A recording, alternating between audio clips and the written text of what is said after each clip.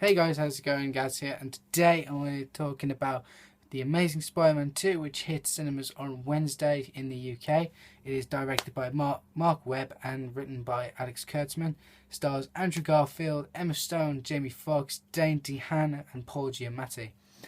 And first thing I had to say is when I first saw the trailer for this film, obviously the sequel, I had very low expectations for it. I didn't expect it to be good at all.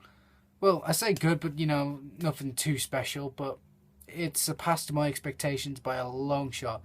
And of all the Spider-Man films that have been done in the past, I probably have to say this is the best one they've done so far, in my opinion. The reviews I've read for the Spider-Man 2 that have come out, it's been quite slated and I think unreasonably, unfairly, rated. I came into it not expecting too much, and I came out thinking this was a brilliant. This, I wouldn't say brilliant, but it was awesome to watch, and by far my favourite Spider-Man film to date. My all-time favourite shall I say, Spider-Man 2, Tobey Maguire, and Doctor Octopus. I can't remember the actor who played Doc Ock, but until this movie, that was my favourite Spider-Man film. But now, obviously, it's this one now with Jamie Foxx playing Electro, Danny DeHaan playing a superb Green Goblin, and Paul Giamatti, who lasted 4 minutes in the film, so I can't really say much about him.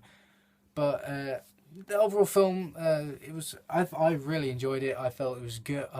Everything about it, I was into it.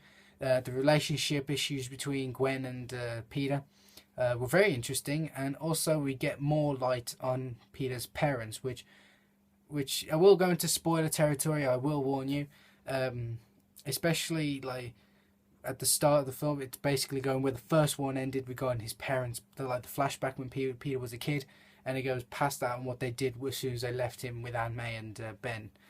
And obviously they've been working for Oscorp, and it explains later on in the film that he was actually creating biological weapons and creatures and monsters. I won't say monsters, but machinery that can, if it falls into the wrong hands, can cause major harm to the world. And we find a lot more interesting stuff about that in the film, and I thought it was really well done. And obviously Peter reflecting on the fact that he's embracing he being the hero as Spider-Man, and also knowing that Spider-Man comes at a price in the films, and he realizes how this has to be his path when it comes to Gwen, and as he confronts more powerful foes, he realizes that Spider-Man and the relationship with Gwen is going to be a total mess if they can't seem to work it out, and he tries to pull himself away from Gwen in dangerous harm.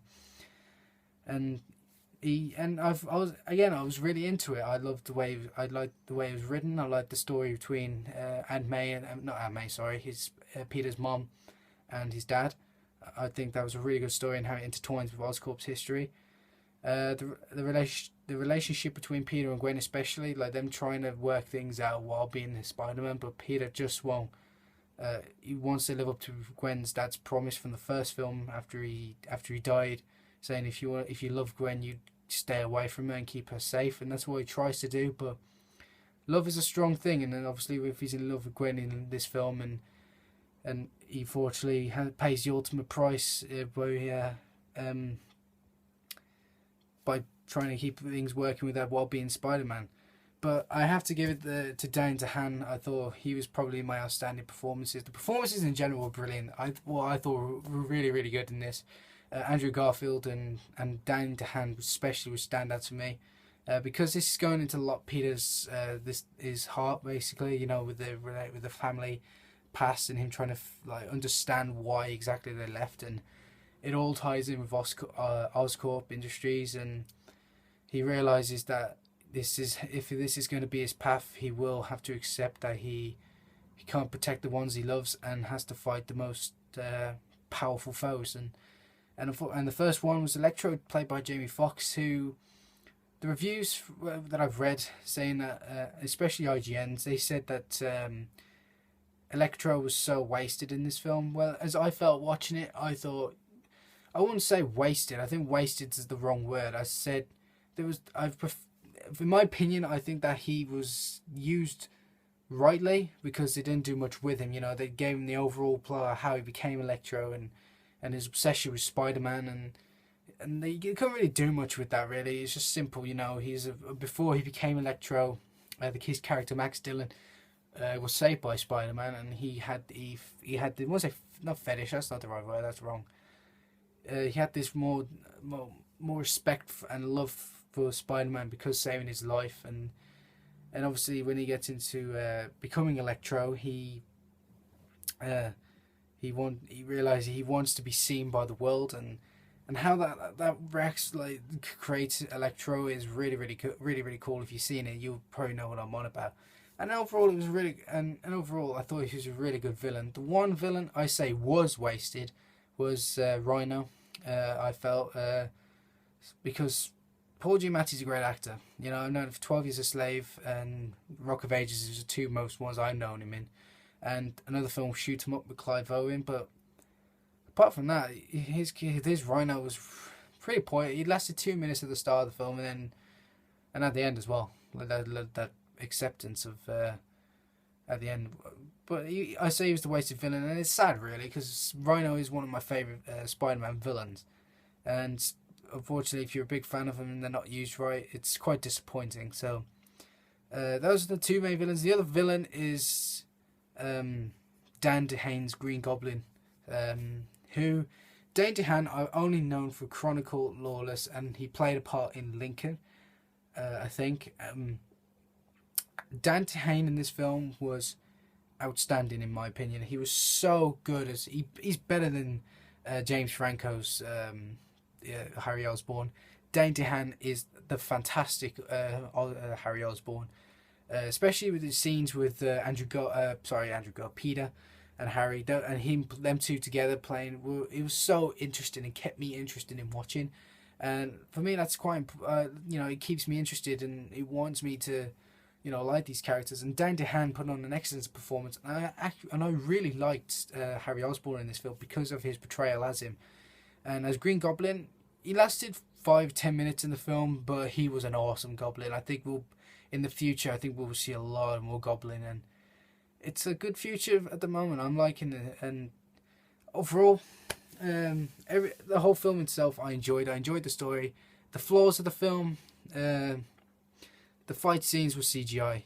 I could tell by a long shot that obviously, electricity and all that, but you want good CGI. You can tell when it's CGI, and it is bad in places, the CGI, and I I don't think this means much, but I saw one error in the film where Aunt May was handing Peter a sandwich. In one angle, it was a salad. There was salad in it, and then the next scene, it was nothing. It was just ham. The little things, just a little care in the way they filmed. The film style itself was pretty awesome as well, and overall, I think Spider-Man 2 definitely surpassed the first one and is my favourite Spider-Man film to date. I think Mark Webb and the writers did an excellent job with this. I don't know whether to talk about this major spoilers, so no, I think I'll leave that out. But overall, I'm saying if you haven't seen The Amazing Spider-Man 2, I personally would recommend you go and seeing it. I really, really enjoyed it, and by far my favourite Spider-Man film to date, I think. It's a good future for the Spider-Man franchise. It definitely surpassed the first one. The first one isn't bad, but it isn't great. But this one definitely surpasses it. I think it's a really, really good film, and if you haven't checked it out, I would recommend seeing it because you come out with, it's a good, entertaining action hero film, and Marvel keep delivering so far. They've done excellently. I'm so pumped for X-Men First Class and Guardians of the Galaxy coming out this year. And I can see a very, very good future for Spider-Man as well. Because I think they have announced 3 and 4. But we'll see what the future holds. But if I don't do ratings, I'm saying if you like these type of films, hero films and good action films, and good, interesting love story. I'm not a love story guy, but this one really came me interested with Peter and Gwen. So if you're into all that stuff, I recommend it. But if I had to rate it, I'd give it a 9 out of 10. I thought it was really the best Spider-Man film they've done to date. But until next review, take care.